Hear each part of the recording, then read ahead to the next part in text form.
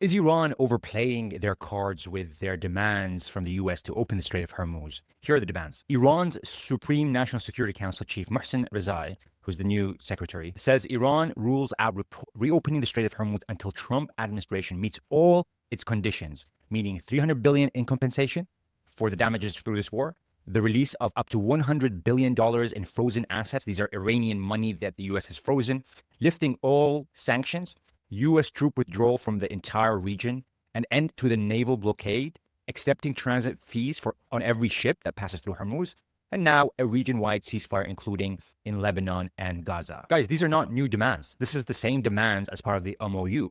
Now, as part of the MOU, they said that while we're negotiating to the end of the war, we have these conditions that will happen throughout the negotiation.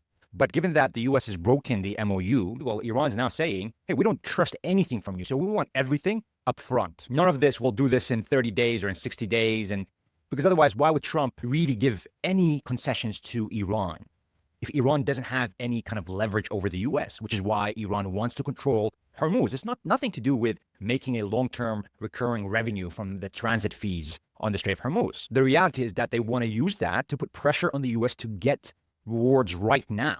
Not in 60 days, not in next year. And why do they feel like they can do that right now? Is because they have maximum leverage. Iran's not really overplaying their cards. They're just playing their cards. And they are very good cards. When you win the war, you dictate the terms. Now, how would you consider whether Iran or the US won the war? Well, it's the US who started the war by attacking Iran during negotiations.